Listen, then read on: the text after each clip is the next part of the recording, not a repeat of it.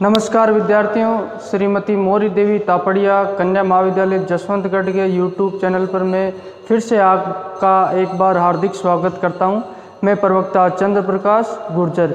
आज ये क्लास हमारी बीए प्रथम वर्ष के छात्रों हेतु है इतिहास विषय की, और कल की जो पहली क्लास थी मुख्यतः हमारी, उसमें हमने जो प्राचीन भारतीय इतिहास के जो स्रोत है उनके बारे में पढ़ा था। और इसी क्रम में आगे बढ़ते हुए हम जो प्राचीन भारतीय इतिहास स्रोतों को मुख्यतः 4 वर्गों में विभाजित किया था हमने। एक तो धार्मिक ग्रंथ और एक साहित्यिक स्रोत, और उसके पश्चात हमने पुरातात्विक साक्ष्य जो खुदाई में मिले, और उसके पश्चात हमने जो विदेशी यात्रियों द्वारा विवरण किया गया, जो समय समय पर शासकों के काल में विदेशी यात्री भारत में आए और उन्होंने अपना वर्णन लिखित रूप से किया। उन पुस्तकों को आधार मानते हुए प्राचीन भारतीय इतिहास का निर्माण किया गया।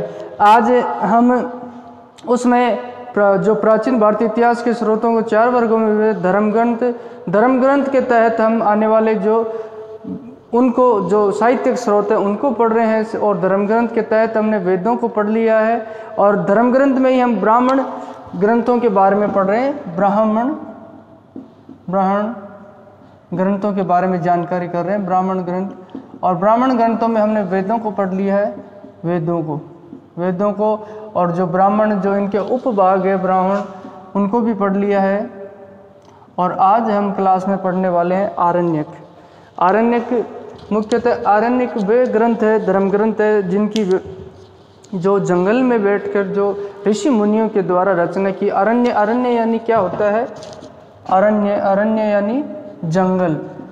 तो इनकी जो एकांत में बैठकर रचनाएं की गई है इन धर्म ग्रंथों की, और उसमें गूढ़ रहस्य की व्याख्या की गई, व्याख्यान किया गया है। और इनसे हमें साहित्यिक स्रोत, जो ऐतिहासिक स्रोत क्या प्राप्त होते हैं, इन ग्रंथों के अंदर जो तत्कालीन सामाजिक परिस्थितियां, धर्म आदि की जानकारी हमें प्राप्त होती है।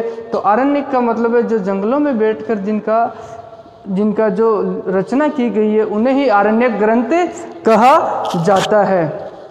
अब बात करते हैं उपनिषद। उपनिषद 2 चीज़ों से बना है, उप प्लस निषद।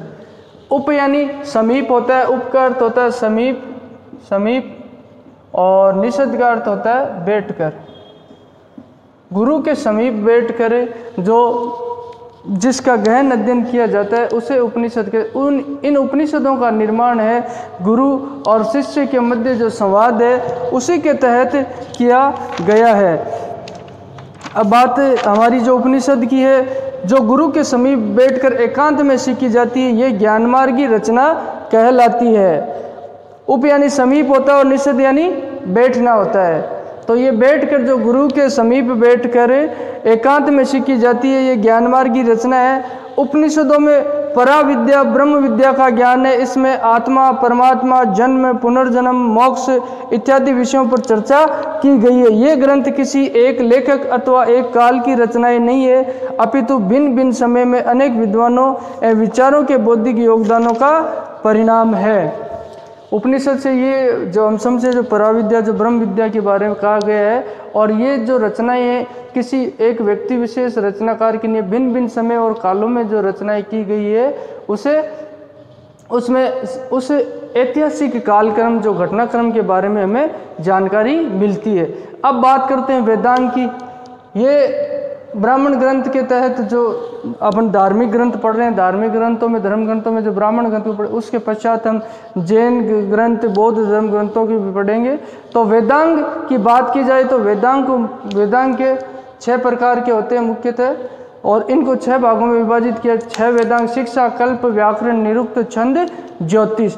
शिक्षा में क्या होता है? शिक्षा में जो स्वरों का शुद्ध उच्चारण है उसके बारे में ये वेदांग लिखा गया। जो स्वर होते हैं उनका शुद्ध उच्चारण कैसे किया जाता है इसके बारे में बताया गया शिक्षा में। और बात करते हैं कल्प की, तो कल्प में कर्म कांडों से संबंधित नियम है, जो विधि विधान है, जो यज्ञ में किस तरीके से कर्मकांड किए जाते हैं, यज्ञ की विधियां वगैरह, उनके बारे में जानकारी हमें कल्प से मिलती है। और निरुक्त की बात करें तो निरुक्त में भाषा विज्ञान, किस तरीके से शब्दों की रचना होती है, अक्षर का ज्ञान और अक्षर की लिखावट किस तरीके, और इसके बारे में इसमें बताया गया है। और छंद में किस तरह रचना को स्पष्ट बनाया जाए और रचना को सुंदर बनाया जा सके, किस तरीके से जो उसकी रचना की जाए उसके बारे में बताया गया। और बाद में बात करते हैं ज्योतिष की, तो ज्योतिष में ग्रह नक्षत्र का अध्ययन किया गया। जिस तरीके ज्योतिष विज्ञान की बात करें उसमें ग्रह नक्षत्र तारों की चाल वगैरह उसका अध्ययन इसके अंतर्गत बताया गया है। अब उसके पश्चात बात करें स्मृति साहित्य। स्मृति साहित्य को धर्मशास्त्र भी कहा जाता है।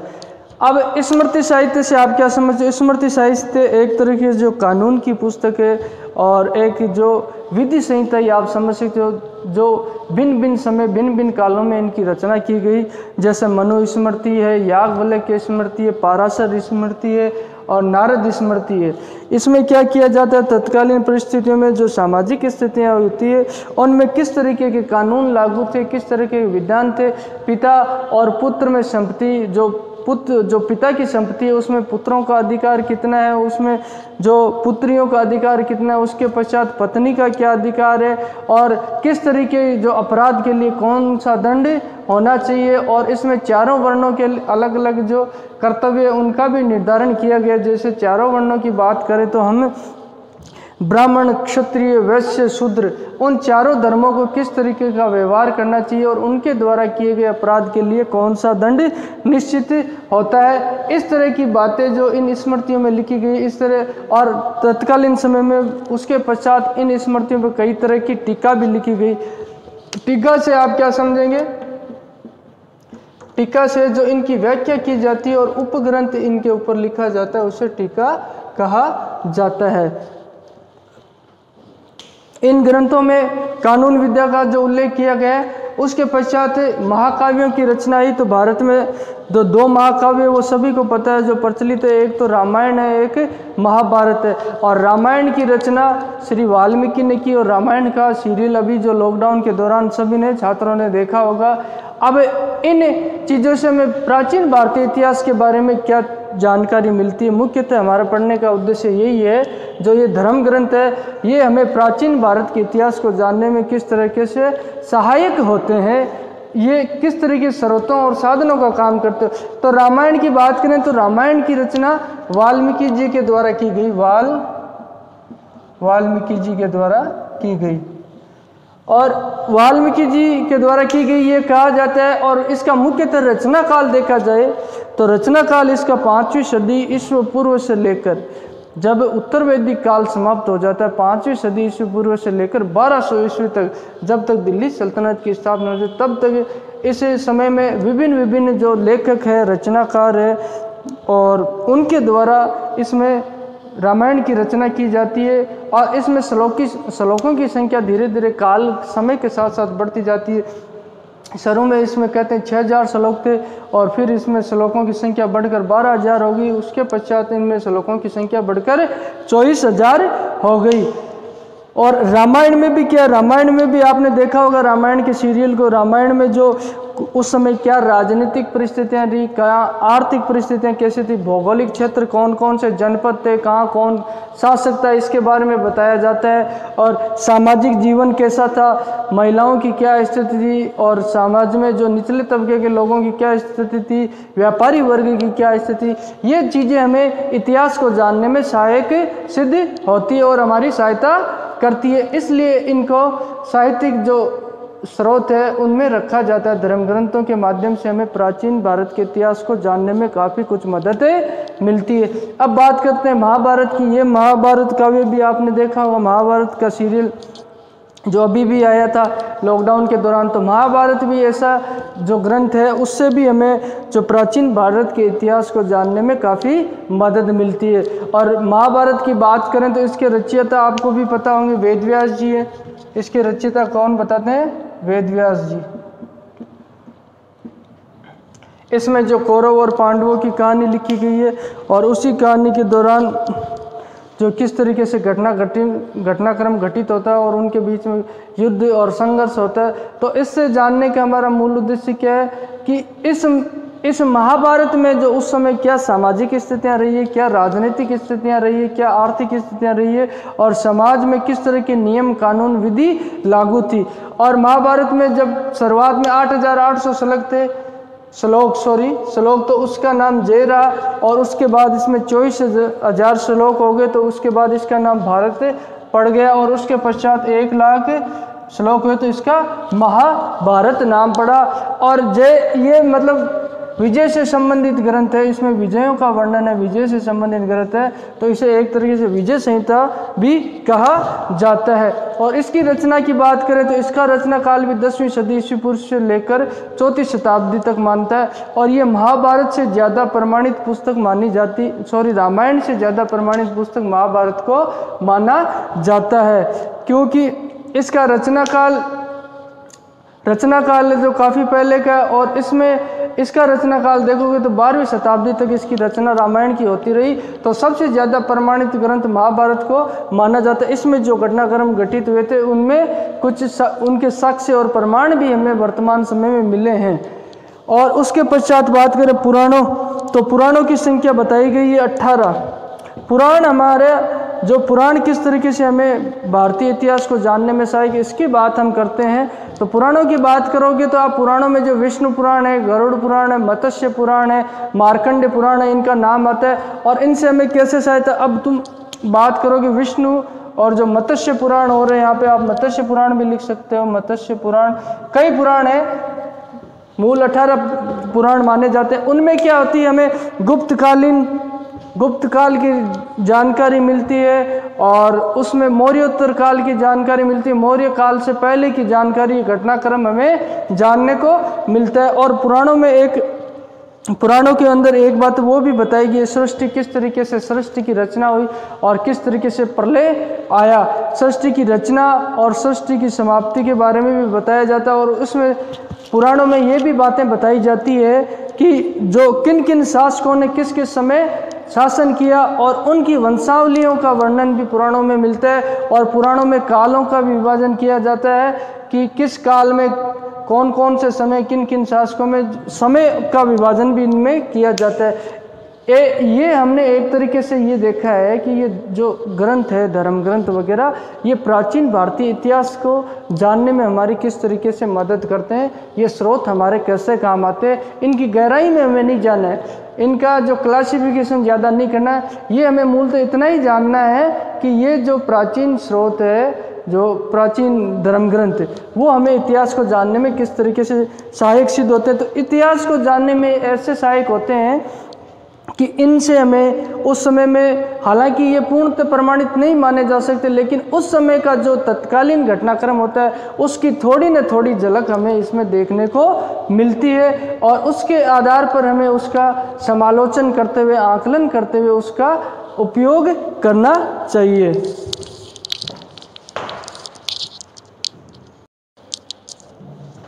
तो विद्यार्थियों, आज हमने जो ब्राह्मण ग्रंथ है, उन ब्राह्मण ग्रंथों में मूलतः जो ग्रंथ है उनके बारे में जान लिया। कल हम बौद्ध और जैन के बारे में जानेंगे। कल और आज की क्लास में हमने वेदों के बारे में पढ़ा है, आरण्यक उपनिषद के बारे में, और वेदांग के बारे में पढ़ा है। जो महाकाव्य हैं, रामायण, महाभारत और स्मृतियाँ, जो धर्मशास्त्र, इसे धर्म टीकाएँ भी कहते हैं, धर्म के नाम पर किस तरीके से सामाजिक व कानूनी व्यवस्था इनके द्वारा की गई, उसके बारे में जाना है। और पुराणों के बारे में जाना है। पुराणों की संख्या 8 है और 18 पुराणों की संख्या 18 है। उसमें पुराणों में भी सामाजिक, आर्थिक, राजनीतिक स्थिति के बारे में हमें पता चलता है। किस तरीके से जो सृष्टि के बारे में, रचना से संबंधित बातें इसके बारे में बताई गई है। और जो विभिन्न शासक हुए, जैसे मौर्य काल के शासक है, चाहे गुप्त काल के शासक है, सोंग वंश के शासक है, सातवाहन वंश के शासक है, उनकी वंशावली यानी किस शासक के पश्चात किसने शासन किया, इसके बारे में इन्होंने बताया गया है। और ये हमें प्राचीन भारत के इतिहास को जानने में काफ़ी महत्वपूर्ण साबित होते हैं। इसी तरीके से जैन और बौद्ध ग्रंथों की रचना की गई। और जिस समय इस धर्म का बोलबाला था, उस समय शासक इस धर्म से प्रभावित हुए, और कौन कौन से शासकों ने बौद्ध और जैन धर्म स्वीकार किया, और उन्हीं शासकों के बारे में इन जैन और बौद्ध ग्रंथों में उनका उल्लेख और विवरण देखने को मिलता है, जिससे हमें प्राचीन भारतीय इतिहास को जानने में मदद होती है। तो आज की क्लास में हमने ये प्राचीन भारतीय इतिहास के स्रोतों में जो धार्मिक ग्रंथ है उसके तहत ब्राह्मण ग्रंथों को पढ़ लिया है, और आगे की क्लास में हम जैन बौद्ध धर्म ग्रंथों को पढ़ेंगे। तो बोलिए, यहाँ तक आपको कोई चीज़ समझ में नहीं आई हो, कुछ पूछना हो तो आप कमेंट्स के माध्यम से पूछ सकते हैं। और बाकी आज की क्लास में इतना ही होगा हमारे लिए। मैं आशा करता हूं कि आपको समझ में आया। अगर और कोई चीज़ें आपको विस्तार से पूछनी है तो आप मुझे जो अपने ग्रुप में भी मैसेज डाल सकते हो। और कोई चीज़ जैसे आज एक लड़की ने डाला है कि सिलेबस, तो सिलेबस का क्या करेंगे, मैं एक दिन अच्छे से विवरण करेंगे। और उसका जो मैं MDSU की जो वेबसाइट है वहाँ से सिलेबस है जो डाउनलोड करके और उसको विस्तृत रूप से आपको एक दिन स्पेशल क्लास जल्दी ही 1 या 2 दिनों में अवेलेबल करवा दूंगा, उपलब्ध करवा दूंगा। तो आज के लिए बस इतना ही। बहुत बहुत धन्यवाद।